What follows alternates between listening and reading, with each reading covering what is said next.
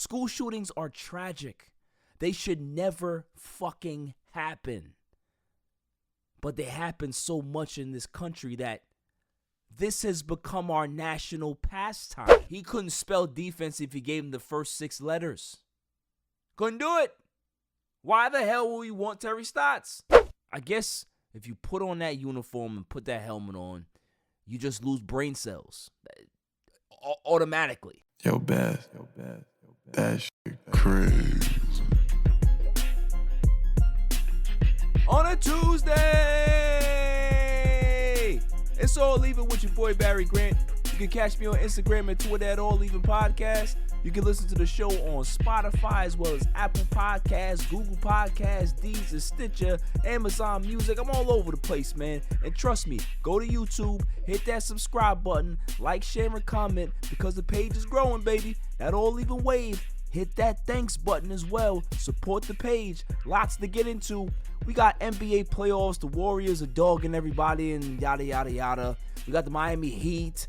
They're struggling right now. The Boston Celtics just evened up the series. What's going to happen in that series? The Lakers' drama and buffoonery continues. CeeDee Lamb getting sued. The Browns may actually eat the cost just to get rid of Baker. NFL is making some changes. And then the greatest segment on the planet, Dummy of the Week. So let's just jump right into it.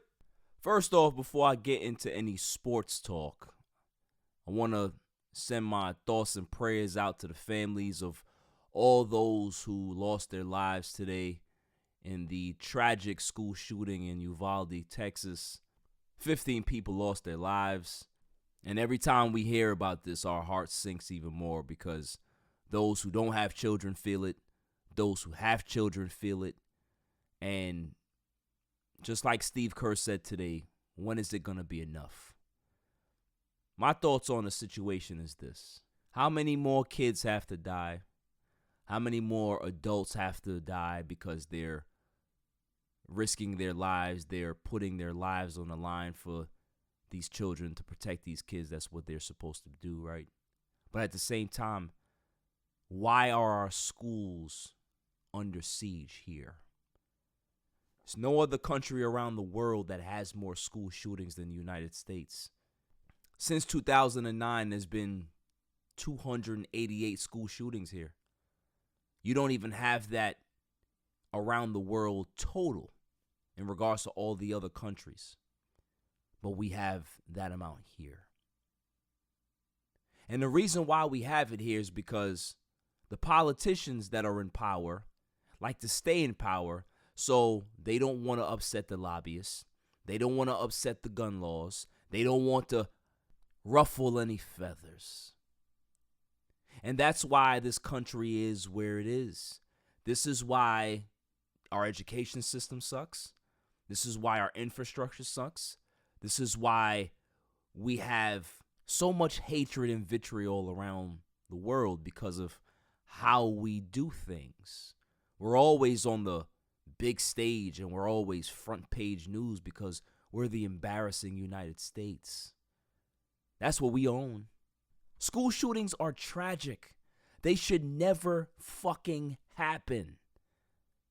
But they happen so much in this country that this has become our national pastime. It's not baseball. It's not football. It's not basketball. It's not March Madness. It's not WrestleMania. It's school shootings. How are we going to change this? Everybody wants to talk about the gun laws are changing, and I'm sure that will. But you need stricter background checks.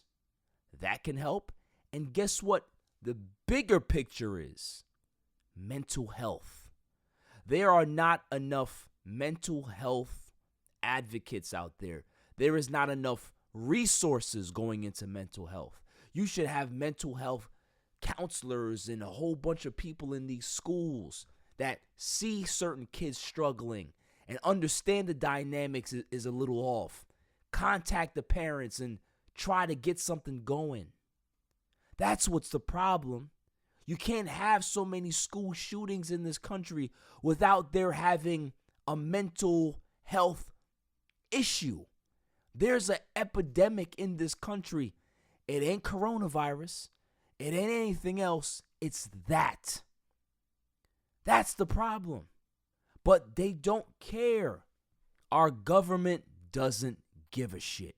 You got those people that when it comes to election year, they're going to come to your community, they're going to kiss babies and shake hands and tell you a whole bunch of bullshit and nonsense. And once they get elected, they don't care. They got you. They're in there for 4 years. They're going to sit on every bill and everything that's actually going to help this country move forward. They're going to stash that because they have to appease to the lobbyists. They have to appease to the corrupt system that's there. That's what they do.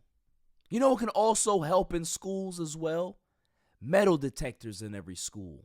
Make sure that people just can't walk into a school, that you actually have to go through a gated security system where your name has to be on a list and there's heavy security around the front of the school so people don't just come willy-nilly in. That can help, but guess what? That takes effort and money. And this government doesn't want to spend money on education. They don't even want to buy kids' books. They don't even want to teach black history in most classes. You think they're going to pay for security and safety? Nah, let's throw them a DVD and show them how to dive on the tables when there's a school shooter. That'll help. I wonder what happened to those poor kids that didn't get a chance to go under their tables. Guess that DVD didn't work, did it? Start holding your elected officials accountable. Don't just hold them accountable because this just happened now and everybody's going to be a prisoner of the moment. Everybody's going to be talking about it. Don't let up. Don't let it just die out so they can just move on to something else or table the shit. That's the problem here. We got to keep on them. We got to make sure they stay honest. We got to make sure that these things get done and this doesn't happen to somebody else's child. This is enough already. How many more school shootings are we going to have? It's the norm now. You know, there's a lot of people that'll look at this school shooting. They'll check their phone and say, another school shooting. Oh, terrible. Moving on. Let me go watch some Netflix. Why? Because it's so common. We have gotten numb to this. It's so prevalent in our country that we are numb to it. When everybody should be up in arms. Everybody should be marching to Capitol Hill. Everybody should be demanding change with their gun laws, with their mental health programs. Change. Real change is needed. That's all I'm going to say. How the hell am I going to segue into basketball? I'm going to try. NBA Finals are on the precipice. And we kind of got an idea of what we're going to see. Golden State Warriors, they played a hell of a Game 3 the other night. And they're up 3-0. They're playing right now. I think they're down. I mean, does anybody really care if they lose this game? They're not going to lose 4 straight games. So we can kind of pencil Golden State into the NBA Finals. So kudos to them. Respect to them. Respect to Steve Kerr. Steph Curry and the boys. They took a couple of seasons off. Now they're back. But that's not what I want to talk about. What I want to talk about is Luka Doncic. The guy is so dominant. The guy makes basketball look so easy. He's not a great athlete. He's not in great shape. He's not a great shooter. But his instincts are some of the best instincts I've ever seen on a basketball court. Gifted, knows angles, knows how to keep guys off balance, knows how to use his size to get to the rim and get to the line, knows how to get his teammates involved, knows how to hit big shots. Now, he had a great game in Game 3 and they still lose. But why is that? And what I've realized about Luka is that he tends to want to do everything too much. The triple-double has really jaded the NBA. Everybody thinks that a triple-double is the greatest stat in the world. Oh my God, he's doing everything. He's all over the place. Maybe that's the problem. Maybe he doesn't need to be all over the place. Maybe he should just focus on scoring the basketball. Let other people set up other guys. Not saying that he doesn't have that skill. He can be able to use that skill when it's needed. But it doesn't need to be an every game thing, a every quarter thing where he's trying to be LeBron James. Because he can't. It's okay to be Kobe. It's okay to be Jordan. If you know how to score, go get 60. Don't stop at 35 or 40 and get 15 rebounds and 13 assists and all this shit. For what? Go get your 65 and make sure you win the game. He has that ability. I'm tired of the triple-double. I am tired of people telling me about how great he is and da-da-da. I see the greatness. But when you're putting up big stats like that and I see the line and I see the game and the trends, I know that he can do more. But because he wants to be this European Swiss Army knife instead of just getting a fucking bucket, that's why these teams get into problems. Score. There's great players in NBA history that I'm sure could have averaged 10, 12 assists a game, but they knew that they were bucket getters. Allen Iverson, bucket getter. Kobe Bryant, bucket getter. Tracy McGrady, bucket getter. All those guys can be able to create and help the teammates out, but they understood that they had that ability to score and score in bunches. And that's more demoralizing than getting 17 assists in a game and 14 rebounds and 30 points. How about you get 55 points, 5 rebounds, and 8 assists? That would work better. That would come up with a dub. So that's the thing. It's like, stop trying so hard to get everybody involved. Do what you do best and take people off the dribble, bust their ass, get your points, and put your team in a position to win. Simple. I'm tired of the damn triple-double. I really am. I'm tired of guys, you look at their line and everything is just, I don't need that. I didn't grow up with that in basketball. You had Oscar Robertson do it. You had Magic do it a little bit. You had Jason Kidd do it a little bit. But I don't need to see it every game. It's corny now. It really is. I don't see Steph Curry doing that. Steph Curry go out there and give you 38 and hit 10 threes. You don't have to get 15 assists and 10 rebounds. For what?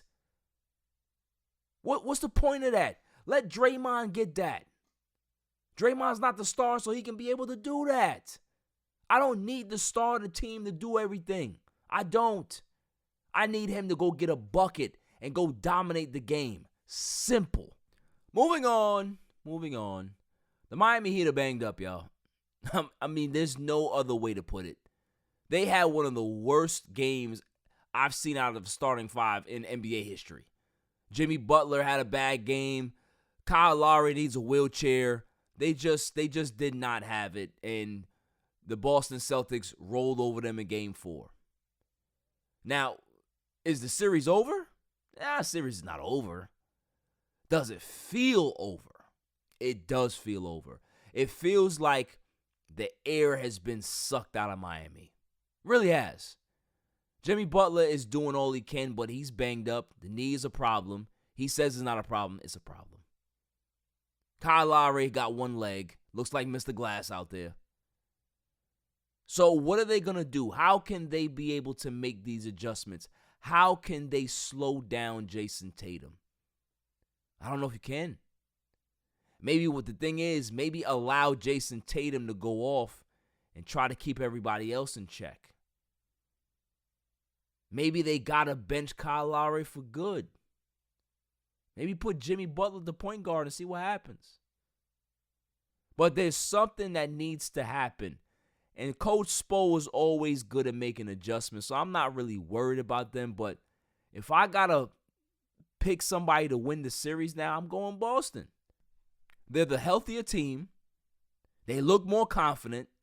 They smell blood. And when you have a gritty team like this that's coached by a very, very tough, hard-nosed, gritty guy, those teams normally know how to close. Now it's Boston, so we still have to kind of take it with a grain of salt till we can see it, but they just have that feel right now. So we might be lined up for a Warriors Celtics NBA Finals. Is it going to be a good finals? I'm sure. I don't think I'm going to watch it, but I'm sure it's going to be nice. I can't do it. There's no way I can watch two teams that I hate. I can't do it. I don't get paid to be an analyst. I can be able to say no. And maybe that's what I'll do. Maybe I'll just get the highlights. I can't stomach that. I can't stomach that. I really can't. I hate the Celtics, and I hate the Warriors. Like some players on there, like Jason Tatum, like Steph Curry. But to see them go at it, that's like the 2009 World Series. Yankees and Phillies. Who am I rooting for? Who do I care? I don't give a shit. I don't care. So, we'll see. I'm sure it's going to be a great series if that does happen. But I'm really, really hoping it doesn't. I'm really hoping it doesn't. Because, man, it's going to be a long series for me. Coming up after the break, the Lakers continue to step in it. I got no words. I mean, I do have words, and I'll save it. I'll save it until the next segment. On a Tuesday night, it's all even. Yo, it's your man DJ G Money from that Flip the Script podcast. You see it? We in the studio right now. Flip, shut up. Yeah. Oh, listen. Shout out to the All Even podcast. My man Barry Grant Jr. What's up, man? What happened? What you want to say to the people? Shout out somebody else's podcast? Yeah, my nigga the joint. What's up? All Even. All Even podcast. Yo, it ain't even up here, boy. We put this what's up, man? All Even. Yo, oh my God. What's up with you, man? Now that's a shout out. You keeping this? Yeah, keep all that. You want to jump All in the Even camera? podcast, right? Yeah, All Shout out Even. to All Even podcast, right? All Even? That's your man? My man. All right, shout out to All Even podcast. 100%. He cool. Is he cool? Let me see. Is he cool? D. What is it, D? Oh. What's that about, D? He cool, man. Welcome back, y'all. You gotta be fucking kidding me.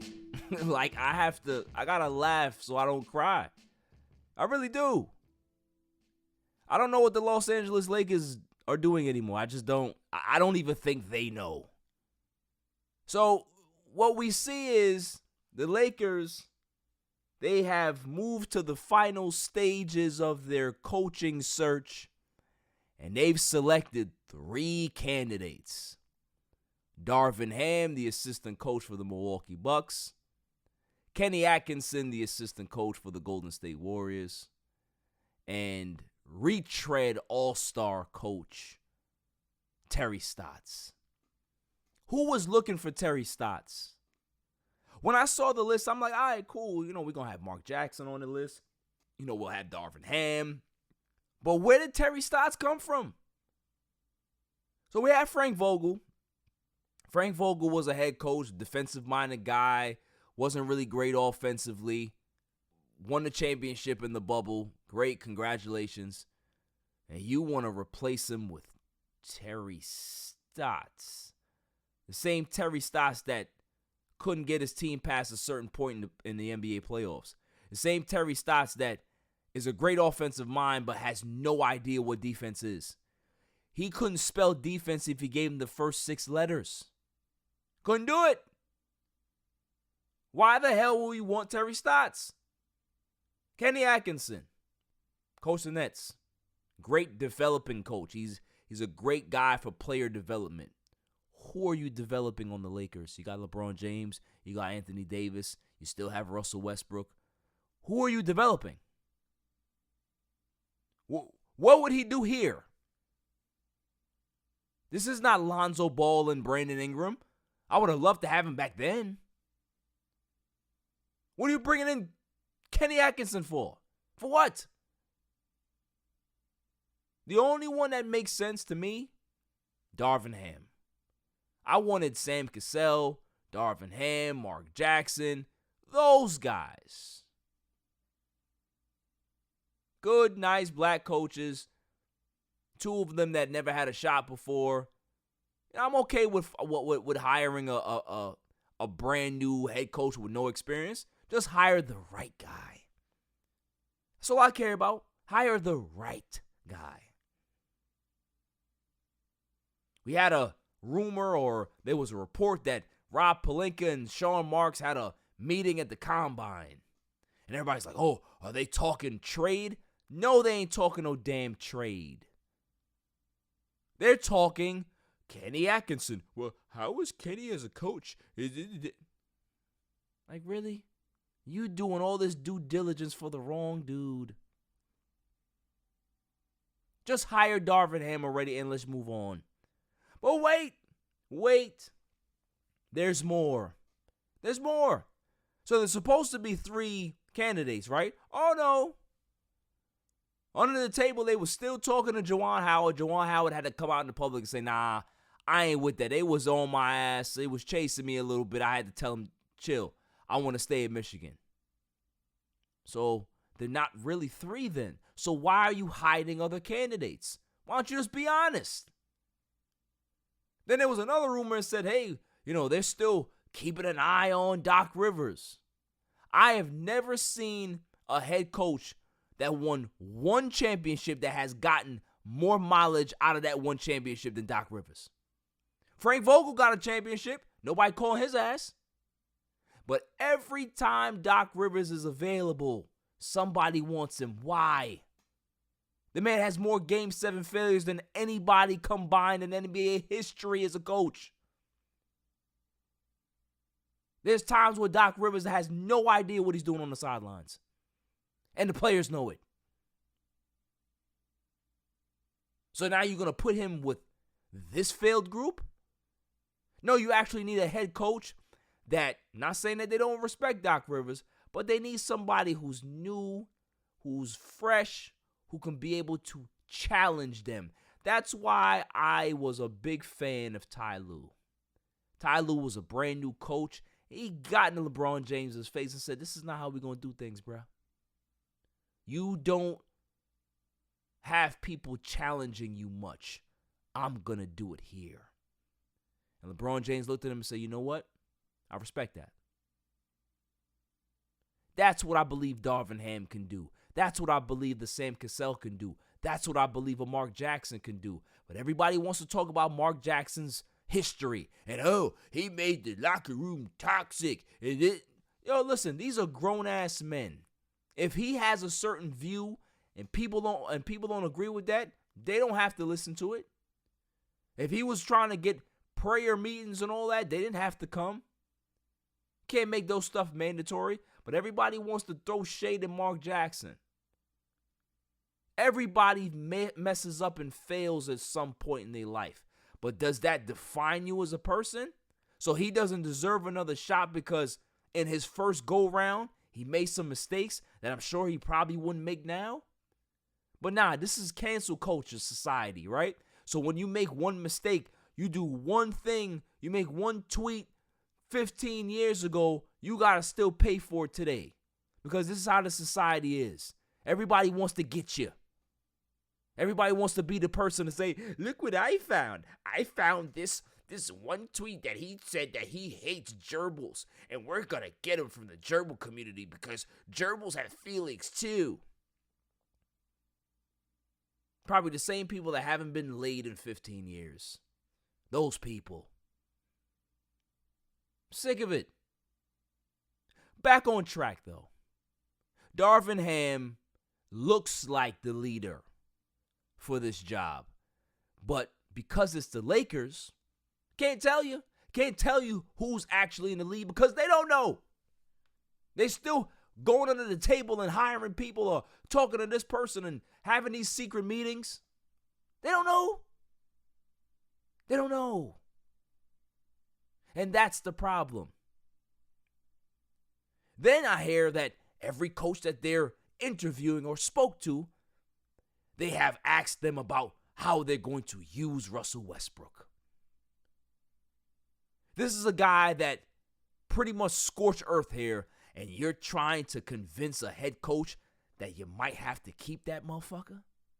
Why? Why?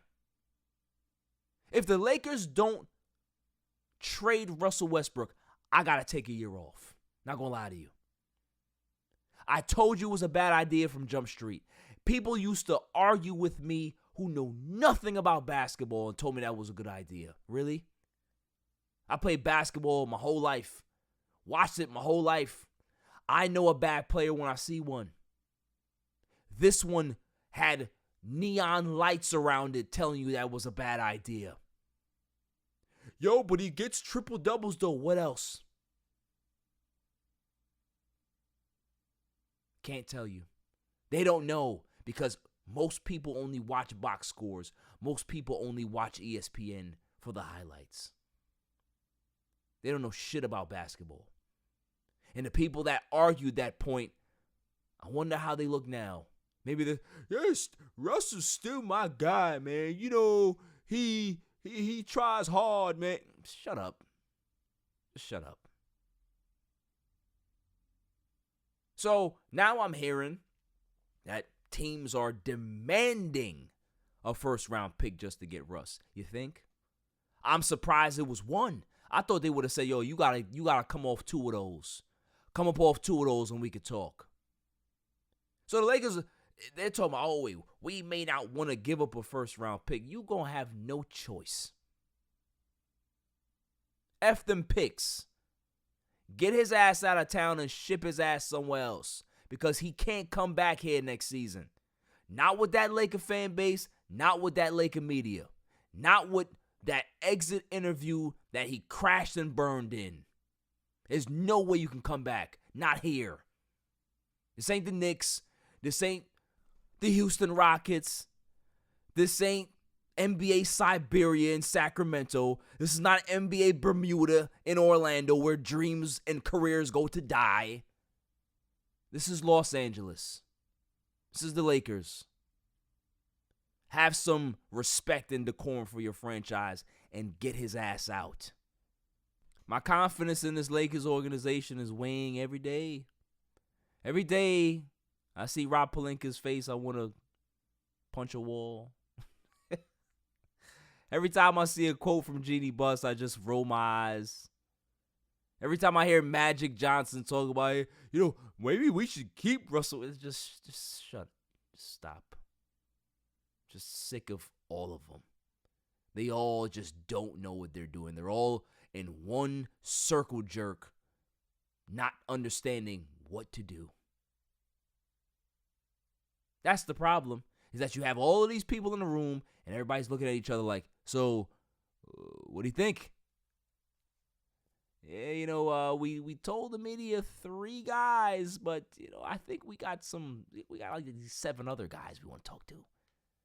Well, is anybody going to update the media? No. Let's just do it under the table. No one's going to find out about it. Newsflash, everybody knows about it. Just dumb. Coming up after the break, some NFL news. It's a lot to get into. On a Tuesday night. It's all leaving. Welcome back, y'all. CeeDee Lamb is in the news, and it ain't for nothing good. I'm telling you, these Cowboys, man, everybody gotta have something going on. Kelvin Joseph with his stupid ass. Now you got CeeDee Lamb. CeeDee Lamb is allegedly being sued by a card company for not fulfilling his obligations. He was supposed to sign a whole bunch of cards and he wasn't able to do so. So now the trading card company, Leaf Trading Cards, is suing CeeDee Lamb for $100,000 for restitution and, lawyer bills and all types of stuff. So is he going to face any serious penalties from the NFL for this? Absolutely not. But it's just one of those things where it's like, come on, bro. Like, you take their money and you're supposed to fulfill certain obligations to this particular company because they cut you a check. Just go ahead and do that. I don't understand what the big deal is. They want you to sign a couple cards or sign a couple jerseys and shirts. Just go do it. You get paid. I don't know, man. I don't know. It's like, I guess if you put on that uniform and put that helmet on, you just lose brain cells automatically. You just get stupider. That's what it looks like to me. So it looks like. So, you know what? We'll see what happens in regards to this. I don't think anything major is going to come of it from the NFL, obviously. Is Jerry Jones going to do something? You know he's a soft ass. He's not going to do nothing. There's no penalties that comes with being a Dallas Cowboy. So, you know, this is going to be swept under the rug, and CeeDee Lamb is going to possibly have a productive year this year. So, moving on. The Browns, I love this story. I can't get enough of this. The Browns have put it out there that they are desperate, y'all. They're saying to themselves, we will pay the lump sum of his salary if you just take him. We just don't want him here anymore. We will pay 80% of what he's owed. Just take him. And I still think they don't have no suitors. Like, everybody's like, 85% is, still means I got to pay 15. Yeah. It's a lot. Like, people are not willing to give up anything for Baker. And granted, I understand, because if they cut him, then they could be able to sign him for whatever. So a lot of teams are waiting for that to happen. They want him to get released so they can be able to offer him the mid-level or whatever it is. They don't really want to give up any type of assets, whether it's a 4, 5, 6, 7, future 7, 10 years down the road 7. They don't want to give up nothing for Baker. And I don't blame them. You know why? Because he's a bum. He's not that good. And I remember people months ago in the season, you'll see, Baker's hurt. You'll see what he does. Remember, I put out a video about Baker on my YouTube channel. Go check that out. And I got a comment that said, "Oh, you're so wrong. Can't wait to prove you wrong." Really? I wonder how you feel now. I wonder how you feel now that nobody wants him, and they can't even get rid of him, although they're willing to do the Major League Baseball thing where they pretty much just eat the contract and still trade the player somewhere. We will handle all of the financial responsibilities. We just don't want him here. And people are like, no, still don't trust it. Still, I don't care if you're paying 70, 80, 90, 95%, still don't trust it. So there's something that you're not telling me why you just want to give him away like this. They want to give him away because they're done. They were willing to tie themselves to a quarterback that has legal trouble. Really ripped up his contract, gave him a brand new deal. We don't care what type of legal trouble you're in. You are worlds better than what we got now. So we'll wait. If you get suspended for 8 games or 10 games or even a whole season, we'll wait. We'll be all right. Anything but Baker. That's how bad it is. Moving on.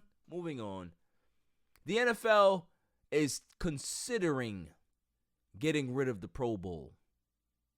About fucking time. Nobody watches the fucking Pro Bowl. Nobody cares. So I don't understand why this thing has been on this long. Football should not be played casually in regards to like people just lightly hitting each other. If you want to do that, just do flag football. Do that, or have some great events. Have a 40-yard dash. Have a 100-meter sprint.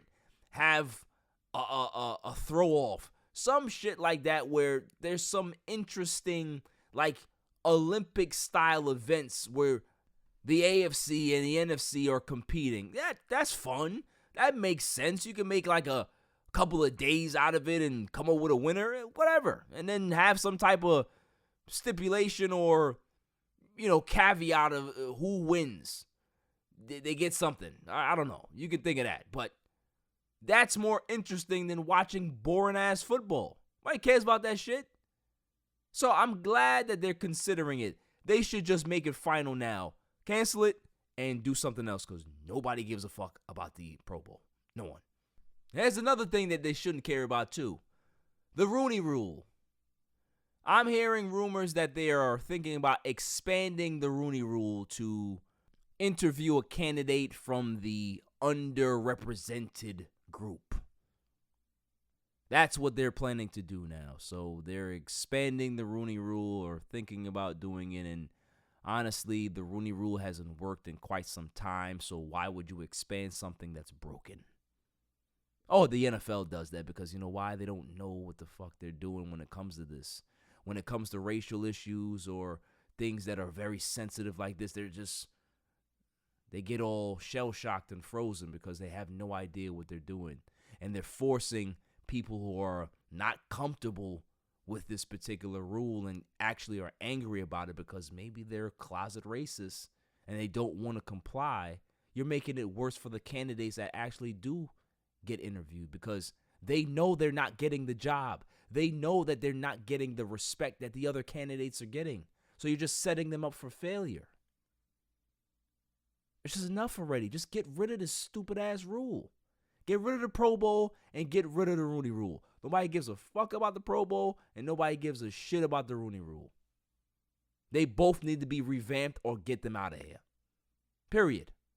Moving on to my New York Mets. We definitely got some good news today on the Jacob deGrom front. deGromination. They said that it's possible he could be back by late June, right before All-Star break, and be back with the Mets. You know, rehab is going well. The rest is going well. Looks like the joint is healing the way it's supposed to. The bone is healing the way it's supposed to. So we're really, really excited about that as Met fans, hearing that Jacob deGrom could be back by this time next month, which is amazing. What does that mean for the Mets that are in first place right now? They are 29-15 at the moment, playing the Giants as we speak. I think they're down, but you know, both New York teams are playing well. Yankees are the first to 30 wins. They won in walk-off fashion tonight. The Mets are battling. They're playing well. They're still pitching great. Guys are coming out of the woodwork, and they're helping. David Peterson, you have Williams. You have a whole bunch of other guys stepping up, man. And can they sustain this? I don't know if they can. Buck Showalter's doing a hell of a job in regards to how he's managing this team. Happy birthday to Buck today. So what they've shown is grit. What they've shown is a will to win. What they've shown is professionalism. They've shown a camaraderie and a brotherhood on this team that I haven't seen in quite some time. I think the last time I saw a team this close was 2015. The last time I saw a team that close prior to that was probably maybe 2006. So there's a lot of good stuff happening right now, and we really got to hope that it continues. As Mets fans, as the city of New York, you know, from Queens, kids from Queens, we got to make sure that this continues, man. So we got to continue to support the Mets, continue to get to the ballpark, continue to appreciate that beautiful 𝐥𝐤𝐬 statue that's in the front of the ballpark. And, you know, the sky's the limit this year. If everybody can stay healthy, if deGrom can come back and help this pitching staff, this team can get to another level. Because you're talking about deGrom, Scherzer, Bassett. That's a crazy 1-2-3 combo at the top of your rotation, and that's what you call streak killers. They're not going to be able to go on long losing streaks because they have such a great 1-2-3 combo. So, yeah, I'm excited. Any news about deGrom positively, it's great news. Coming up after the break, the greatest segment on the planet, W of the Week, on a Tuesday night. It's All Even. This is 𝐤𝐤𝐬𝐿. Just want to give a shout out to All Even Podcast, the best sports podcast out there. Keep up the amazing work. Also check us out at 𝐤𝐤𝐬𝐿.com. We're everyday apparel for cigar smokers. Let's get it. What's going on? What's up with you? It's your boy, the Candyman, the ALFRE to the D. It's your boy, Alfred from the Rap Lab Podcast. And it's the one and only True G. Just call me the QG from the Rap Lab Podcast. And you tuned in to All Even with Barry Grant. Boy, that shit crazy. Welcome back, y'all. So without further ado, The greatest segment on the planet, Dummy of the Week. Dummy, yeah. We pick candidates on Tuesday and Saturday. Whenever I get that Saturday show up and running, it's coming. And then we pick the winner on that Saturday show. So until I get that Saturday show up and running, and it will be up and running in a few weeks, y'all. Definitely some big changes coming to the show, so look out for that. We are going to pick a winner tonight. And there's only one I can think of.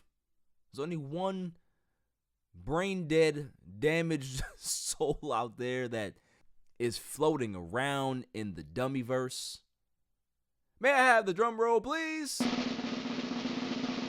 And the winner is Josh Donaldson, third baseman for the New York Yankees. And the Yankees win. They're not winning this one. Josh Donaldson is my winner for Dummy, yeah. Because, ladies and gentlemen of the jury, if anybody has had this happen to them, you understand exactly what I'm talking about. You have a white friend or a white colleague, and they tend to say certain things that you let slide. You don't want things to get too weird, so they kind of brush it off and laugh. And they just keep saying it. They keep saying it because they see the reaction that they're getting out of you. Hey, that's a laugh, so maybe I can continue to say this without revealing what I really mean. Then something happens and that word or that phrase or that term that they're calling you comes out again, and now you're really hot. And it turns into a big brawl, big misunderstanding. Well, last time I said it to you, it wasn't an issue. No. Here's the problem. It always was an issue. It's how that other person handled it. They didn't want to put your head through a glass the first 9 times you said it. So, Mr. Donaldson believes that just because Tim Anderson said something in a 2019 interview about him feeling like he's Jackie Robinson, and Jackie Robinson changed the game, and he feels he has a responsibility to see if he can be able to change the game. Josh Donaldson takes it upon himself to start calling this man Jackie. Really? You really think that was appropriate for you to say? Josh Johnson has always been a guy that has rubbed people the wrong way with his antics, with what he says. But here's the thing, is that you always got people that say, yo, I don't like what you did. I don't like this, and that. But that one person that's going to stall off and punch you in the mouth, that's the person you need to worry about. Person that's going to stall off and make a scene, that's the person you need to worry about. And you got people out there, well, I don't think that he said anything crazy. We need to slow down. Those people are just like Josh Donaldson, that they think that they can get away with certain things until they get punched in the mouth. And the whole thing changes. The whole atmosphere changes. Now they become the victim. Victim-splaining is what I call it. That you can be able to poke the bear, and when the bear bites your ass, you want the bear to be put down. Really? Oh, I didn't mean anything by it. Yeah, you did. You wanted to strike a nerve, so you said it. Because you could have called him Tim. You could have called him TA. You could have called him asshole. You could have called him any other thing you wanted to. But you kept saying that line. This is why it's funny to me, because all of those people that have an issue with it, I want all of those people that have an issue with it, go up to the next black person you see and call them Malcolm X. And see what the hell happens to you. Go up to the next black woman you see and call her Rosa Parks. Go ahead and see what happens. Just to say that, oh, you don't think that there's nothing wrong with it. That's the problem. Is that the brain cells that it takes to actually have a smart thought that then travels to your mouth, that then travels to your extremities, they don't exist into certain people. My mother used to always have this saying, if she can bottle up common sense, she'd be a billionaire. And it's true. There's so many dummies out there that you can't really keep count. And they keep having children. They keep having children. They keep mass producing. This is why our country is one of the stupidest countries in the world, because we have the most dummies. We got guys like Josh Donaldson. That is a great athlete, but there's not too much going on upstairs. Anybody that lives on Instagram saw that customer service representative at that airport get steamed up by that customer. Why? Because he must have said something crazy, and customer tuned up the band on him, knocked him silly over the counter. That's what happens. You say something wild to somebody, you might just get checked. So Josh Donaldson, you may never win any humanitarian awards for being a decent person, but you're a winner for Dummy of the Week. That's all for this show. I'll see you guys next Tuesday, because there is not going to be a Saturday show. We're still working the kinks out about that. So next Tuesday, we'll be up and running again.